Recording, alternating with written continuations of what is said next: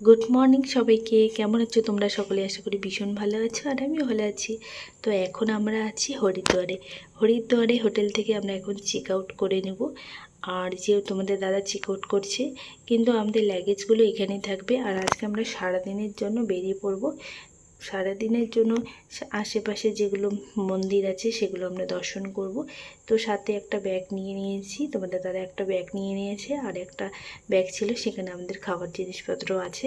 তো এখানে সামনে টোটো একটা ভাড়া করে নিলাম। প্রথমে আমরা যাব গঙ্গাঘাটে, তো সেখানে স্নানও করব। আর হোটেল থেকে স্নান টান করে বেরিয়েছি। তো এখানে গিয়ে একটু স্নান টান করে গঙ্গা পুজো করে নেব।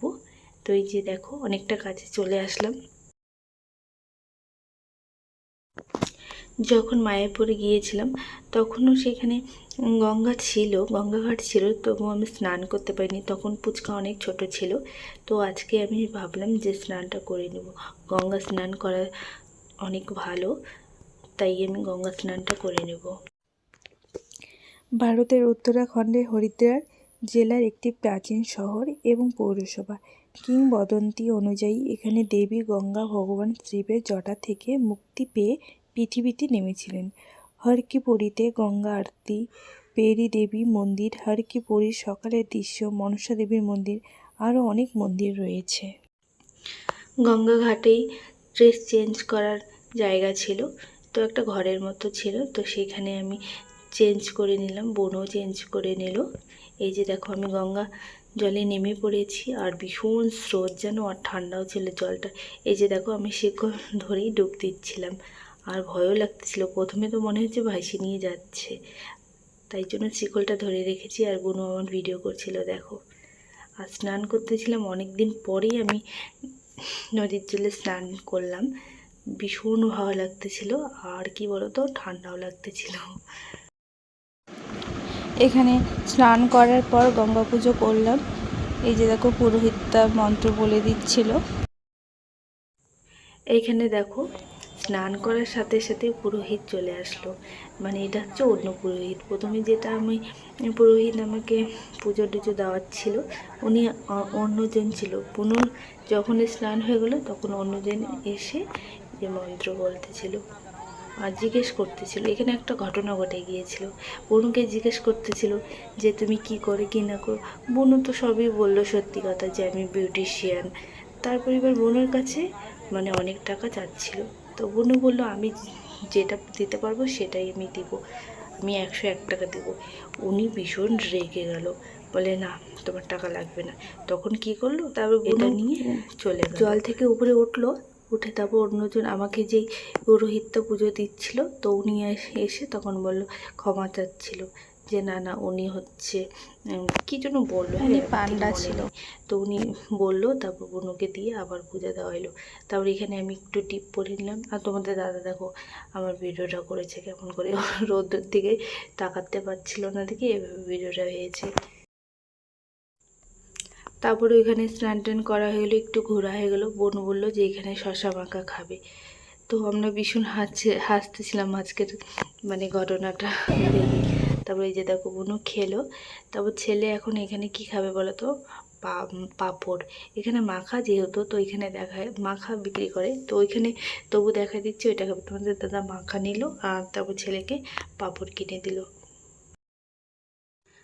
আজকে যেহেতু আমরা সারাদিনের জন্য বেরিয়ে পড়লাম, আর সকাল থেকে আমরা রাত অবধি সারাদিন ঘুরি জানো। তারপর আমরা এখানে চলে আসলাম। এখানে যাব মনসা দেবী মন্দিরে। তো সেটা হচ্ছে পাহাড়ের উপরে, হেঁটে হেঁটেও যাওয়া যায়, কিন্তু আমরা যাব, সেটার নাম এখন আমার মনে পড়ছে না। তারপর এখানে বসে বিস্কিট খাচ্ছিলাম। ছেলেকে বললাম খাও, ও একটাই খাবে।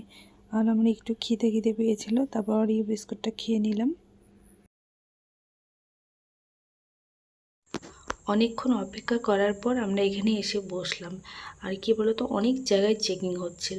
এখানে বসার পর আবার আমাদের নাম্বার ডাকলো, আবার আমরা গেলাম। আর এখানে তখন ফটো তুলতেছিল, জানি না কি কারণে ফটো তুলতেছিল। তো ফটো তুললাম। উপরে গিয়ে জানতে পারলাম যে ফটোটা আসলে কিসের জন্য করা হয়েছিল। এই যে ভনুকে দেখো, ওর মানে ঘুম পাচ্ছে। ও যেহেতু এত ঘুমায়, ওর ঘুম ঠিক মতো হচ্ছিল না, কারণ আমরা সকাল হলে বেরিয়ে পড়তাম। এই যে দেখো, এখানে অনেকে ডালা নিয়ে পুজো দেওয়ার জন্য আমরা পুজো সামগ্রী নিয়ে নিলাম। উপরে উঠে দেখো দৃশ্যগুলো এত সুন্দর লাগতেছিল, আর মানে পুরো জায়গাটা ক্লিয়ার দেখা যাচ্ছিল, যেহেতু মেঘ পরিষ্কার ছিল, ভীষণ রৌদ্র ছিল, আর গঙ্গাটা তো পুরোপুরি দেখা যাচ্ছিল। আর বুনু যেন ভয় পাচ্ছিল, বলে আমার ভয় লাগতেছে।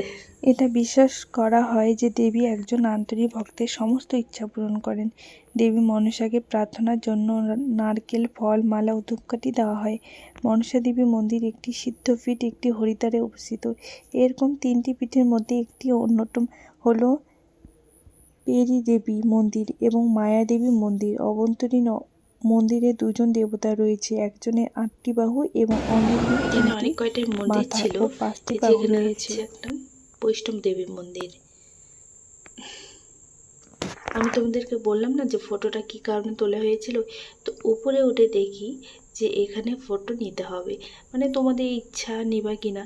তো তোমাদের দাদা বলে চলো একটা ফটো নিয়েই নিই, যেহেতু ফটোটা তোলা হয়েছে। তারপরে একটা ফটো নিলাম আমরা এখান থেকে। কত নিল বলো তো এই ফটোটা? 250 টাকা নিল হয়তো, আমার ঠিক মনে নেই, 250 না 350 নিয়েছিল। মনসা দেবী মন্দির হরিদ্বার হলো ভারতের উত্তরাখণ্ড রাজ্যের পবিত্র শহর। হরিদ্বারের দেবী মনসা দেবীর উদ্দেশ্য নিবেদিত একটি হিন্দু মন্দির।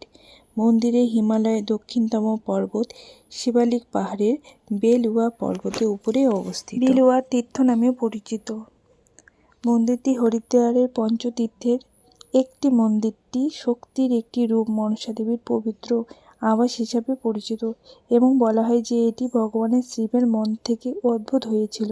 মনসাকে নাগ বাসুকীর বোন হিসেবে গণ্য করা হয়। তিনি মানব অবতারে ভগবান শিবের কন্যা বলে অভিহিত করা হয়। মনসা শব্দের অর্থ হলো ইচ্ছা এবং এটা বিশ্বাস করা হয় যে দেবী একজন আন্তরিক ভক্তের সমস্ত ইচ্ছা পূরণ করেন।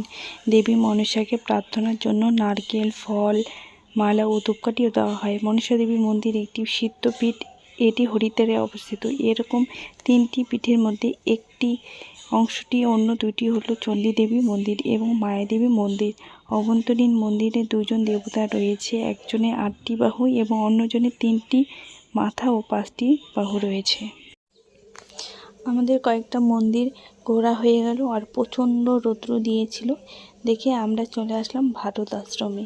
এখানে কিছুটা সময় থাকবো, তারপর আমরা আবার চলে যাব, কারণ বিকেলে চলে যাব বলতে গঙ্গা আরতি দেখতে, আর আজকে আমাদের রাতের ট্রেন আছে। তারপরে এই ভারত সেবা আশ্রমে আসলাম। এখানে আমাদের 7-8 ঘন্টার জন্য 500 টাকা নিল, আর খাওয়া হচ্ছে একজনের প্রতি 40 টাকা করে। তারপর আমরা রেস্ট করে বিকালে চলে আসলাম গঙ্গা ঘাটে গঙ্গা আরতি দেখার জন্য। ভীষণ সুন্দর লাগলো গঙ্গা আরতি। গঙ্গা আরতি আমি জানতাম যে 10 থেকে 15 মিনিট হয়, কিন্তু দেখলাম যেন 5 থেকে 7 মিনিট আরতি হয়েছিল। তারপর প্রচণ্ড ভিড় ছিল, আমরা তো সামনে যেতেই পারছিলাম না, একটু দূরের থেকেই দেখলাম, ভীষণ ভালো লাগতেছিল। আগে কখনো দেখিনি আমি গঙ্গা আরতি, তো দেখে ভীষণ ভালো লাগলো। পুরো ভিড় ছিল, দেখো শুধু মাথাগুলোই দেখা যাচ্ছে। ভিড়ের কারণে আমরা সামনে যেতেই পারিনি, দূর থেকেই দেখেছি। তারপরে এই যে দেখো, এখানে আমি উপরের দিকে তাকায় দেখতেছিলাম। গঙ্গা আরতি দেখার পর এখন আমরা ব্রিজ দিয়ে যাচ্ছি। এখন আমরা যাব শিব ঠাকুরকে দেখতে, মানে শিবের মূর্তিটি দেখতে। তো আমরা হেঁটে হেঁটে যাচ্ছি। এই যে দেখো গঙ্গা বইছে, আমরা ব্রিজ হয়ে যাচ্ছি। এখানে আসলাম, তোমাদের দাদা বললো চলো চা খেয়ে নিই, আর সন্ধ্যাবেলায় যেহেতু চা খাওয়ার অভ্যাস, তো ছেলে নিয়ে এলো জুস। ও তো জুস ছাড়া আর কিছুই লাগে না। চাটা নিলাম, চাটা ভীষণ টেস্টি ছিল, তাই জন্য তোমাদেরকেও শেয়ার করলাম। তারপর তোমাদের দাদা নিল শশা, আমাকে বলছে খাও। আমি বললাম কি যাকে চাটা খাই, তারপর চাটা খেয়ে আবার একটু শশা খেলাম। তারপর এখানে চলে আসলাম শিব ঠাকুরের বড় মূর্তিটি দেখার জন্য। একটা অটোতে করে চলে আসলাম। এই যে দেখো, আর এখানে যেহেতু রাত্রি হয়েছিল দেখে এখানে লোকজন ছিল না, জানি না কেন, হয়তো দিনের বেলা ভীষণ ভিড় থাকে, কিন্তু আমরা যখন রাত্রেবেলা গেলাম তখন ভিড় ছিল না। তারপর আমরা চলে আসলাম হোটেলে। আমাদের ট্রেন আছে 11:30 থেকে, আর এখন আমরা এইভাবেই চলে যাব। খাওয়া দাওয়া করে নিয়েছি এই ভারত সেবা আশ্রমে। হরিদ্বারের ভিডিওটা যতটা পারলাম আমি তোমাদের সাথে শেয়ার করলাম। তো দেখো আমরা স্টেশনে চলে আসলাম, আমাদের 11:30টার দিকে ট্রেন আছে। আর কেমন লাগলো ভিডিওটা অবশ্যই জানাবে। আবার দেখা হবে নতুন কোনো ভিডিওতে। তোমরা সকলে ভালো থেকো, সুস্থ থেকো। আর এই যে দেখো পাগলটি গান করছিল দেখে ওনার ভিডিও করতেছিলাম। তো আবার দেখা হবে নতুন কোনো ভিডিওতে।